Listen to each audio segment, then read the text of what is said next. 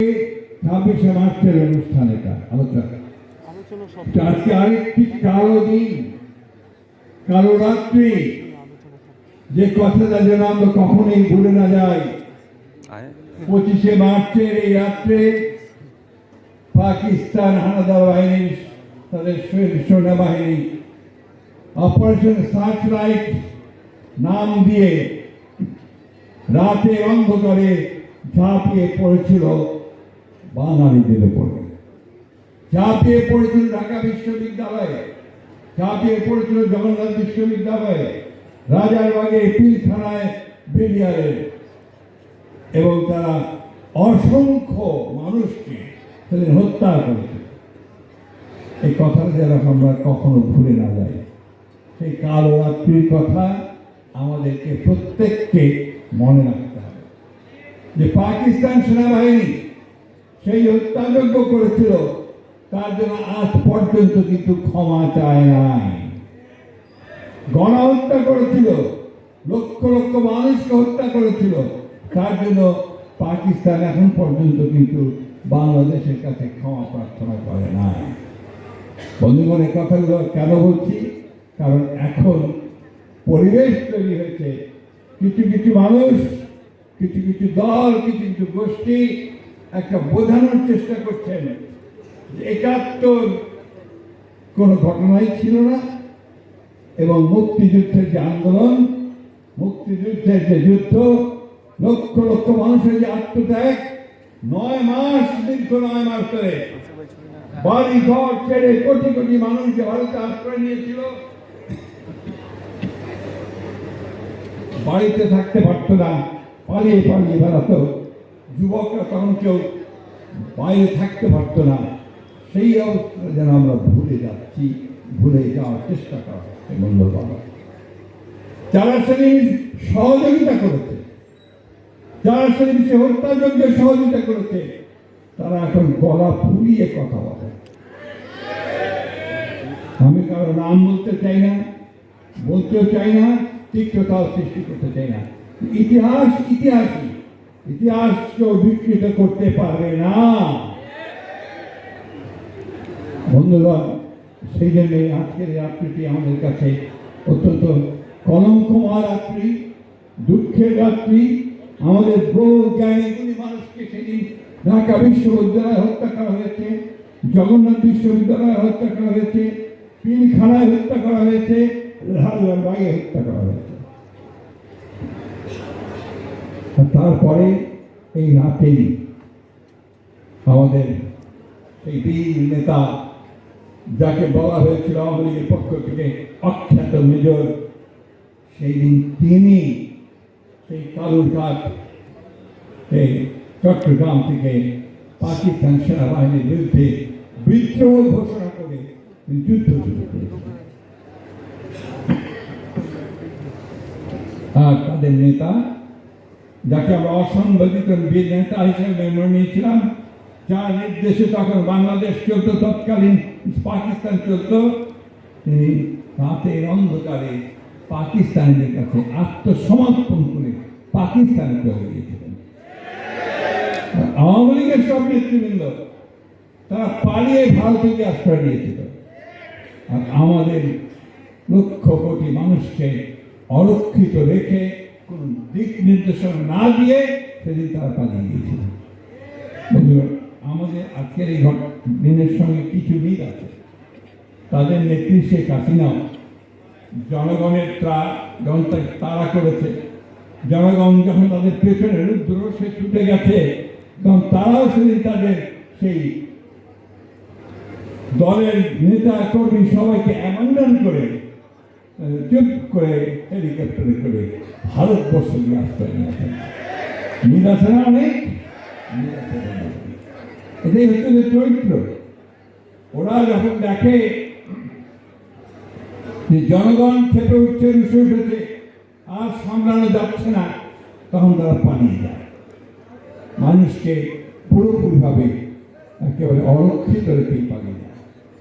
বন্ধুরা, 1971 সাল আমাদের জন্য আমরা যারা 1971 সালে স্বাধীনতা যুদ্ধ করেছি, আমরা একটা স্বাধীন ভূখণ্ড ছিনিয়ে নিয়ে এসেছি, পাকিস্তানের শোষণ, নিপীড়ন, নির্যাতন থেকে তাদের হাত থেকে বের করে আমরা যখন একটা স্বাধীন মুক্ত বাংলাদেশ তৈরি করার জন্য যুদ্ধ শুরু করেছি, আমাদের কাছে নিঃসন্দেহে এটা অত্যন্ত আবেগের, অত্যন্ত আমাদের হৃদয়ের একটা যন্ত্রণার মধ্য দিয়ে আসা একটা ঘটনা। আমরা এটাকে ভুলতে পারি না। সেই জন্যই আমরা এটাকে সবসময় মনে রাখার চেষ্টা করি। শহীদ প্রেসিডেন্ট জিয়াউর রহমান সেদিন আমাদের দিক নির্দেশনা দিয়েছিলেন। আরেকজন মহান নারী যার কথা আমি বারবার বলি, যিনি সেই দিন যখন শহীদ প্রেসিডেন্ট জিয়াউর রহমানের ক্যান্টনমেন্ট ছেড়ে চলে গিয়েছিলেন, তার স্ত্রীকে একা ফেলে রেখে, দুটো ছোট সন্তানকে রেখে, তখন এই নারী সেদিন কিন্তু রুখে দাঁড়িয়েছিলেন। তিনি সৈনিকদের বলেছিলেন যে জিয়াউর রহমানের নির্দেশ ছাড়া তোরা অস্ত্র সমর্পণ করবে না।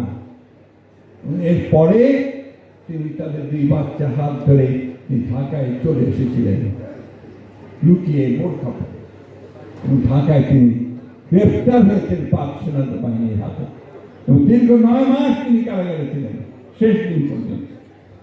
সেই জন্য আমি সবসময় বলে থাকি, প্রথম নারী মুক্তিযোদ্ধা যে কেউ থাকে সেটা হচ্ছে দেশনেত্রী বেগম খালেদা জিয়া।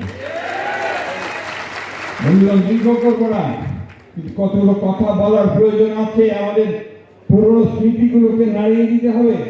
আজকাল জেনারেশন জানে না অনেকগুলো কথা। কত ধৃষ্টতা তাদের যে তারা জিয়াউর রহমানকে নিয়ে পর্যন্ত প্রশ্ন করে। ধিক্কার তাদেরকে, যারা নিজের ইতিহাস জানে না, তারা জনগণের জাতির কোনো কল্যাণও করতে পারবে না। ইতিহাস জানতে হবে। আজকে একটা ভিন্ন প্রেক্ষিতে এই আমাদের স্বাধীনতা দিবস পালন করতে হচ্ছে। জিয়াউর রহমান সেই মানুষ যিনি সেনা কন্ট্রোলমেন্ট থেকে এসেছিলেন, সৈনিক ছিলেন। তার তো গণতন্ত্র দেওয়ার কথা ছিল না, তার তো মিডিয়াকে স্বাধীনতা দেওয়ার কথা ছিল না। যাদের দেওয়ার কথা ছিল তারা দেয়নি।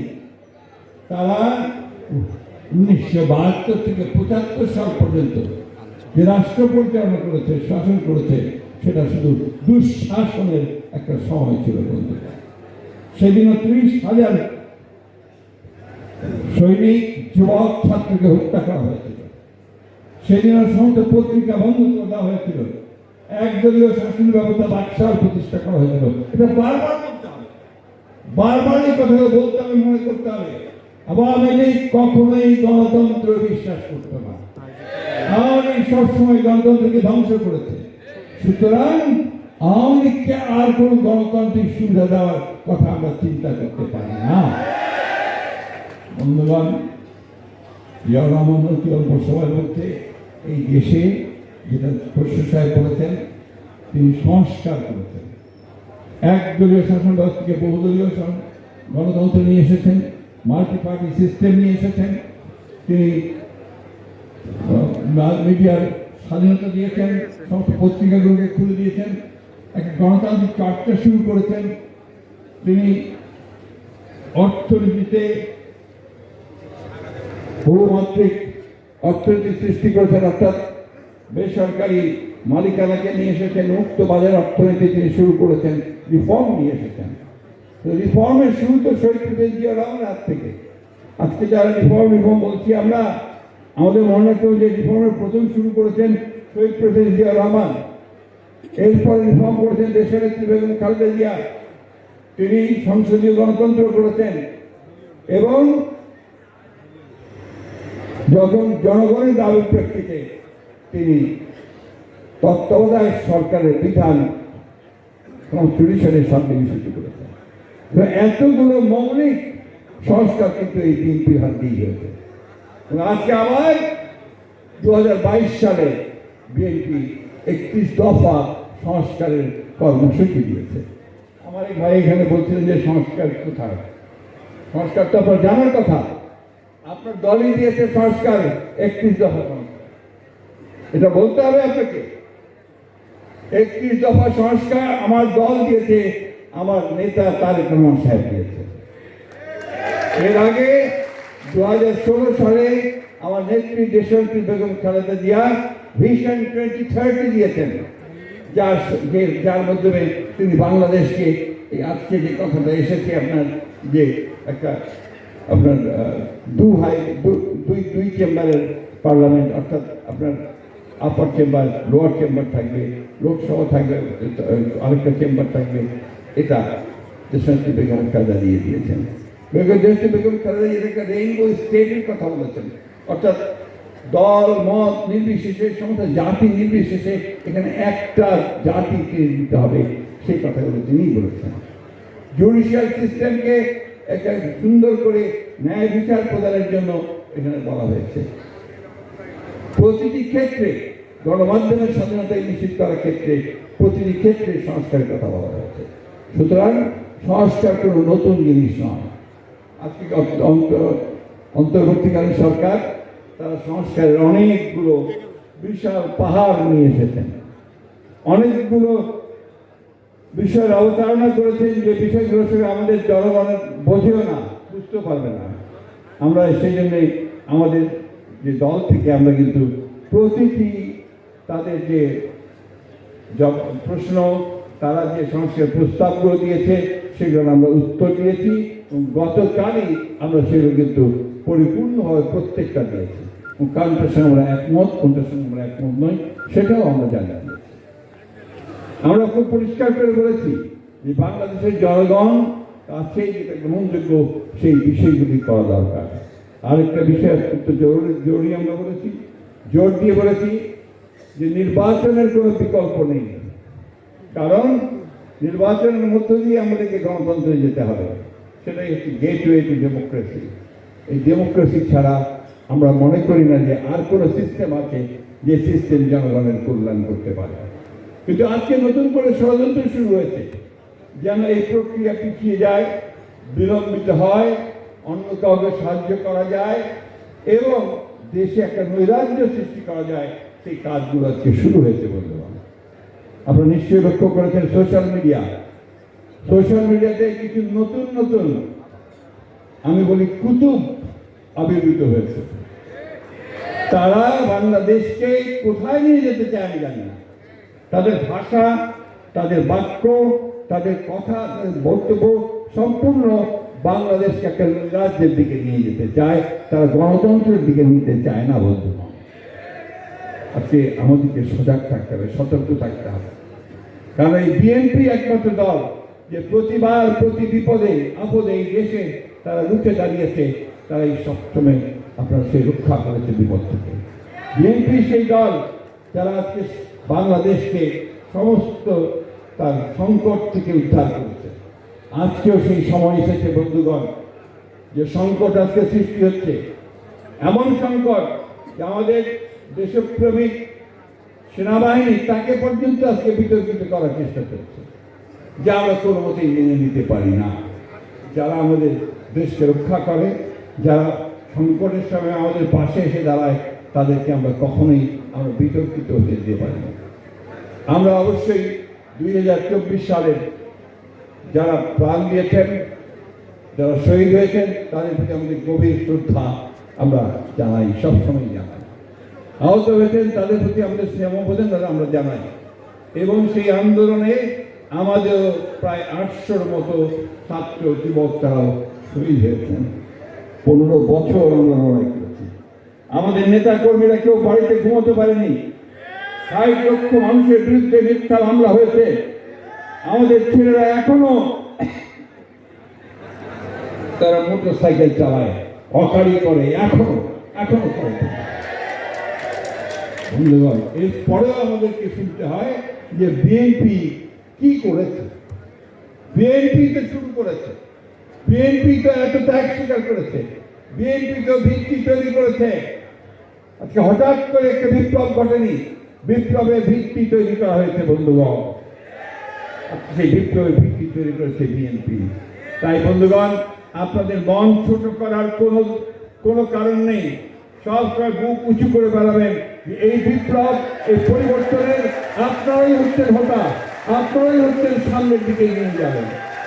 আরেকটা কথা অত্যন্ত মনোযোগ দিয়ে শুনবেন। এবং অত্যন্ত ভালোভাবে শুনবেন। এমন কথা যেন আমাদেরকে না শুনতে হয় যে বিএনপি খারাপ কাজ করছে, তাহলে যে সম্ভাবনা সৃষ্টি হয়েছে সেই সম্ভাবনা কিন্তু বিনষ্ট হয়ে যাবে। এখানে ঢাকার নেতারা আছেন, ঢাকার বিভিন্ন দেশের নেতারা আছেন, আপনারা আপনাদের নেতৃবৃন্দকে সবাইকে নিয়ে এই বিষয়গুলো আপনারা সব সময় খেয়াল করবেন। আর মনে রাখবেন, আপনাদের উপর নির্ভর করছে ভবিষ্যৎ বাংলাদেশ, আপনাদের উপর নির্ভর করছে ভবিষ্যৎ গণতান্ত্রিক বাংলাদেশ, আপনাদের উপর নির্ভর করছে ভবিষ্যতের বৈষম্য বিরোধী বাংলাদেশ। যারা 100 গাড়ি নিয়ে ইলেকশন ক্যাম্পেইন করতে যায়, তারা কি করবে সেটা আমরা ভালো বুঝি। বিএনপি জনগণের সঙ্গে আছে, অতীতে ছিল, থাকবে, ও বিএনপি অবশ্যই তারা জয়যুক্ত হবে ইনশাআল্লাহ। আমাদের নেতা তারেক রহমান বারবার করে নির্দেশ দিয়েছেন যে আপনারা সঠিকভাবে সুন্দরভাবে জনগণ যেন ভালোবাসে আপনাদেরকে, সেই কাজগুলো করতে থাকুন। আজকে রোজার মাস, এই রোজার মাসে আসুন আমরা সবাই আল্লাহ তাআলার কাছে এই প্রতিজ্ঞা করি যে আমরা এখন এমন কাজ করব যে কাজগুলোতে জনগণ যেন বিএনপিকে সবসময় ভালো বলে, জনগণ বিএনপির কাছে আসতে চায়, সেই হিসেবে যেন আমরা কাজ করি। আমি সব শেষে আবার 1971 সালে যারা শহীদ হয়েছেন তাদের প্রতি শ্রদ্ধা জানাচ্ছি আমাদের নেতা শহীদ প্রেসিডেন্ট জিয়াউর রহমানের, যিনি আমাদের স্বাধীনতার ঘোষণা দিয়ে আমাদেরকে নতুন জাতি উপহার দিয়েছেন। শ্রদ্ধা জানাচ্ছি আমাদের সেই নেত্রী দেশের বেগম খালেদা জিয়াকে, যিনি গণতন্ত্রের জন্য আজীবন সংগ্রাম করেছেন, এখনো করেছেন তাকে। আর সম্মান জানাচ্ছি সেই নেতাকে, যিনি আমাদেরকে নতুন পথ দেখাচ্ছেন, নতুন আলো দেখাচ্ছেন, নতুন সূর্য দেখাচ্ছেন। ইনশাআল্লাহ জয় আমাদের হবে। ধন্যবাদ।